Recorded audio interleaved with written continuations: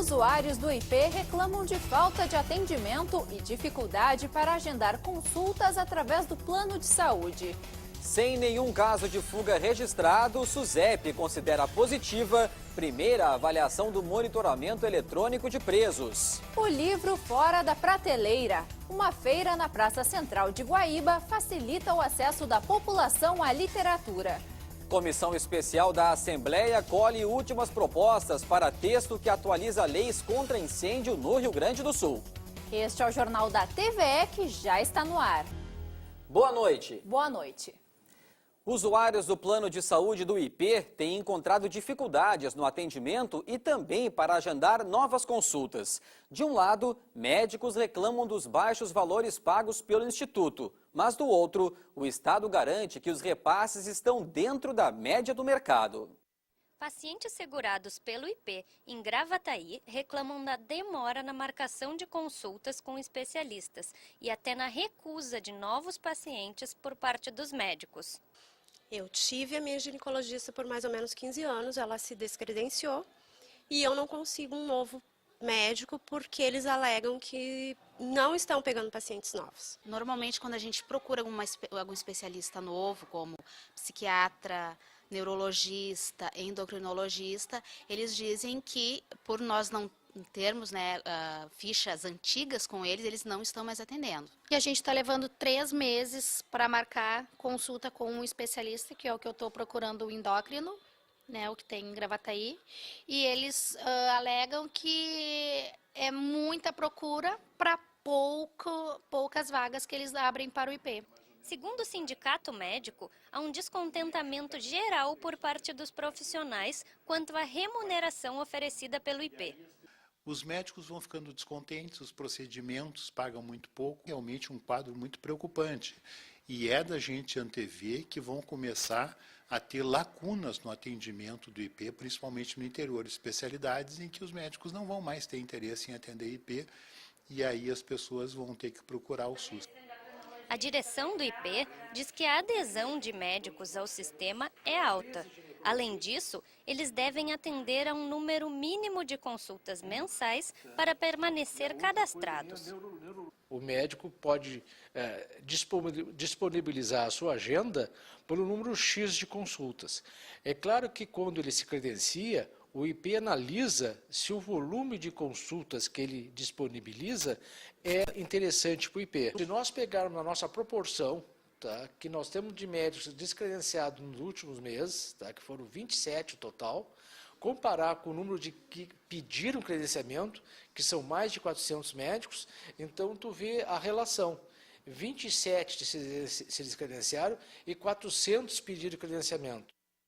A direção do IP informa ainda que reclamações quanto à restrição ou recusa de atendimento devem ser registradas junto à sua ouvidoria.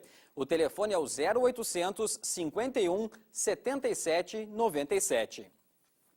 A Justiça Gaúcha mandou suspender os contratos firmados com 2 prestadoras de serviço em fevereiro pela Companhia de Processamento de Dados de Porto Alegre para dar continuidade à implantação do Sistema Integrado de Administração Tributária. A medida também determina que a empresa responsável pelo desenvolvimento da ferramenta solucione todos os seus problemas de funcionamento. O secretário da Fazenda da capital, Roberto Bertoncini, vai comparecer à Câmara de Vereadores no dia 13 de junho para explicar as falhas no SIAT. E também hoje, a mesa diretora do Legislativo de Porto Alegre aprovou o requerimento para que o presidente da Prosempa, André Kuczynski, preste esclarecimentos sobre irregularidades apuradas dentro da companhia. Segundo o vereador Mauro Pinheiro, autor da requisição, os problemas envolvem desvio de recursos públicos, contratações suspeitas e fraude no plano de saúde dos funcionários.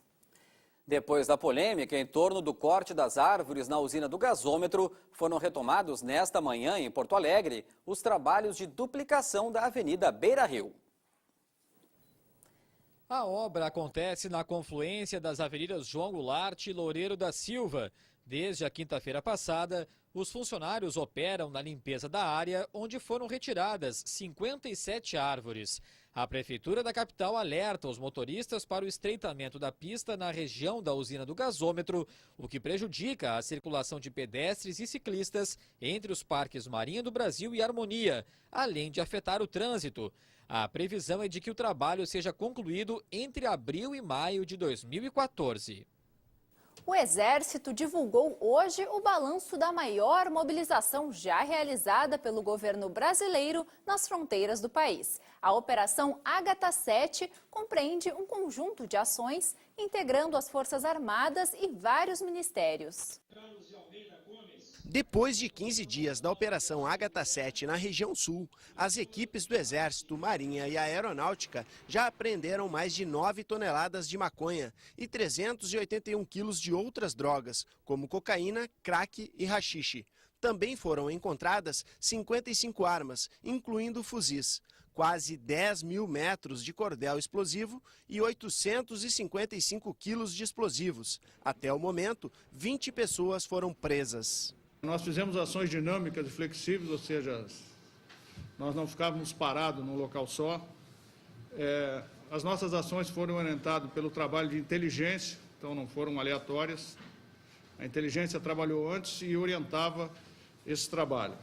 As ações da Ágata 7 abrangem desde a vigilância do espaço aéreo até operações de patrulhas e inspeções nos principais rios e estradas que dão acesso ao país. Na região sul, as Forças Armadas empregaram 12 mil militares, que atuam em uma frente com cerca de 2.400 quilômetros. Atualmente, participam 12 ministérios e 20 agências governamentais, além de instituições dos 11 estados das regiões de fronteira.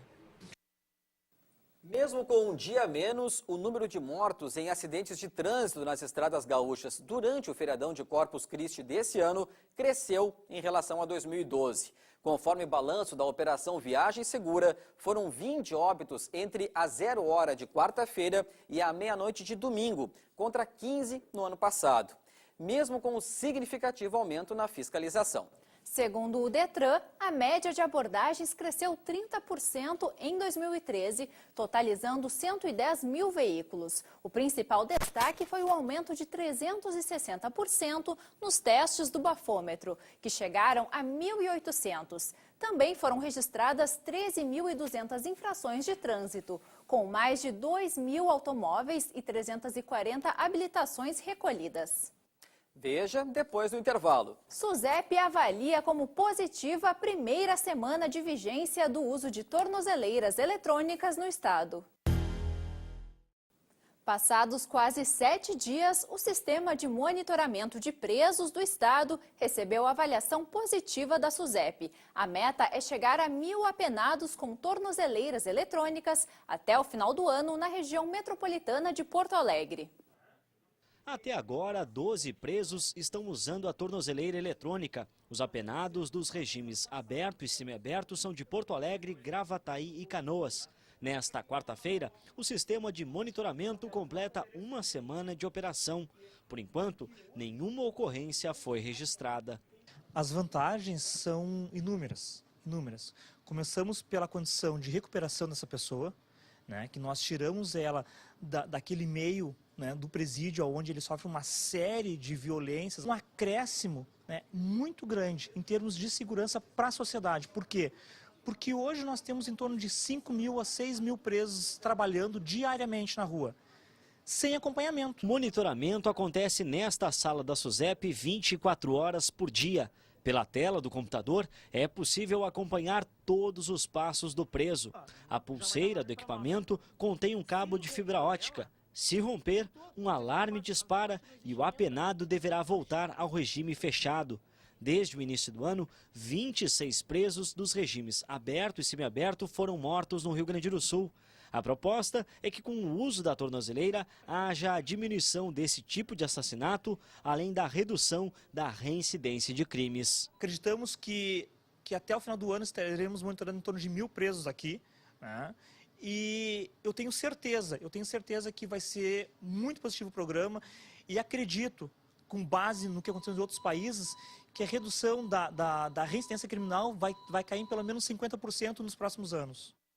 E o uso de tornozeleiras pode ajudar na solução de um problema crônico do sistema penitenciário gaúcho, a superlotação, que leva muitas vezes à autorização pela Justiça, a pedido do próprio Estado, do cumprimento de pena domiciliar para alguns detentos do regime semiaberto, uma situação que alerta para a necessidade de investimentos no setor. O regime semiaberto deve continuar? Ele proporciona a ressocialização do preso? Quais os perigos para a sociedade se o detento reincidir no delito? Para o próprio juiz, a liberdade condicional só é possível com monitoramento eletrônico. Mas o preso pode voltar a delinquir e é colocado em um sistema inseguro, onde corre o risco até de ser assassinado. Por isso, o regime semiaberto deve ser extinto. Essa manutenção dos presos do semiaberto no fechado causou alguns problemas. Primeiro, quem passou a ordenar a progressão para o semiaberto não foi mais o Estado e nem mais o juiz. Quem passou a ordenar as progressões foram as facções, que ordenavam que os presos do semiaberto fugissem, para então abrir vaga para aqueles que estavam no fechado e irem para as casas semiaberto. Isso consolidou aqui no Estado a cultura da fuga. Nós tivemos aqui, em 3 anos, 22 mil fugas. Por outro lado, naquelas unidades prisionais onde não tem o domínio de facção, gerou a corrupção e a compra de vagas por parte dos presos. A mesma opinião é compartilhada por este professor de antropologia, que defende que a prisão é uma metáfora da sociedade. Esse sistema aberto, semiaberto, seja lá o nome que tiver, ele não funciona. Mas não deve se esperar, como muitos pensam numa visão simplista, que melhorar a vida do preso na cadeia com mais recursos de um mínimo de bem-estar físico e psicológico que seja, não é?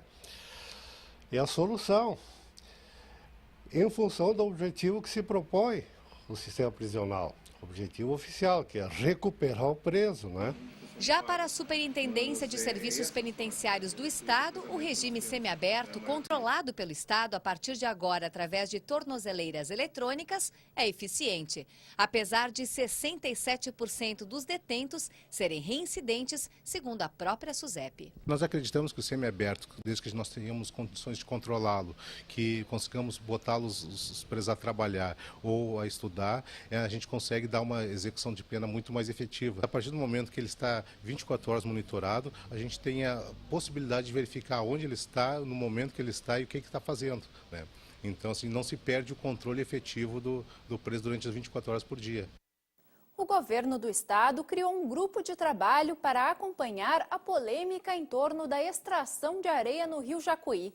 Os sindicatos da construção civil e da indústria de estradas afirmam que as obras da Copa do Mundo no estado podem parar devido a uma decisão da Justiça que impede a retirada do material. Integrantes da Casa Civil e da Secretaria do Meio Ambiente devem se reunir esta semana para discutir o assunto. Está assumindo hoje, né, o novo presidente da FEPAM, cujo tema está afeto diretamente à sua área, né? Então, nós, a partir de amanhã, já temos agenda com ele. Uma das medidas que está consolidada, que pode ser implementada de imediato, é um processo fiscalizatório mais constante, mais eficiente, quem sabe, né, para poder coibir essas retiradas ilegais, né, de areia do Jacuí. Outra medida diz respeito a estudar alternativas no processo licenciatório, tentando melhorar também os procedimentos de licenciamento no sentido de qualificar ainda mais esse processo, né, que já é bom, que tem regramento, né? Este mês começou com uma data pouco lembrada, mas de importância incontestável. 1º de junho foi o Dia da Imprensa, instituição responsável por fazer circular um bem precioso para a sociedade: a informação. Para celebrar, a Associação Rio-Grandense de Imprensa organizou um evento comemorativo que reuniu diversos convidados. A data não passa de um símbolo, porque jornalista tem compromisso todos os dias, de segunda a sexta, final de semana e feriado. A imprensa não é apenas um veículo entre o fato E o cidadão, a cidadã, mais do que isso, é um organismo, um instrumento capaz de fazer com que as pessoas tenham a oportunidade de receber a notícia, de estar ao lado dos acontecimentos e poder formar a sua opinião. Diferença o jornalismo fez para os direitos humanos, assunto debatido entre os participantes. Porque sem a imprensa, a opinião pública desconheceria toda e qualquer situação que especialmente os poderosos queiram esconder, queiram colocar embaixo do tapete. E os olhos da imprensa são os olhos da sociedade. Depois do intervalo, vamos mostrar os últimos detalhes da Comissão Especial da Assembleia no texto que muda as leis de segurança contra incêndio no Estado. E você vai assistir também. Guaíba, uma feira na praça central da cidade, aproxima população e literatura. A semana começou com tempo firme e temperaturas baixas no Rio Grande do Sul. A mínima chegou aos 3 graus em São José dos Ausentes. E além do amanhecer gelado, muitas cidades também registraram nevoeiro no começo do dia. Será que a terça-feira vai ser de tempo bom? Boa noite, Bruna. Boa noite. A previsão para amanhã continua sendo de tempo firme em todo o estado. A presença do ar seco e frio garante predomínio do sol e por isso as temperaturas sobem um pouco durante a tarde. Em algumas regiões o dia amanhece com nevoeiro e volta a gear na serra. Tempo bom na região metropolitana. Os termômetros marcam 20 graus na capital. O sol aparece entre poucas nuvens no litoral sul, mínima de 9 em Rio Grande. Em Vacaria, na Serra Gaúcha, o dia começa com bastante frio e geada, mínima de 3 graus. E a terça-feira vai ter predomínio de sol na região central e também na fronteira oeste. As máximas chegam aos 20 graus em Cachoeira do Sul e aos 22 em Uruguaiana. A Comissão Especial de Revisão e Atualização de Leis contra Incêndio da Assembleia Legislativa discute o regramento mais exigente para a elaboração de projetos de prevenção, além de multas mais pesadas para quem descumpre critérios de segurança no Rio Grande do Sul. Esta foi a última reunião da comissão antes do relatório final ser votado pelos próprios integrantes, o que deve acontecer na semana que vem. O Grupo de Trabalho para a Revisão e Atualização de Leis Estaduais contra Incêndio está prestes a completar 120 dias. A previsão é de que o documento seja levado ao plenário no dia 18 de junho.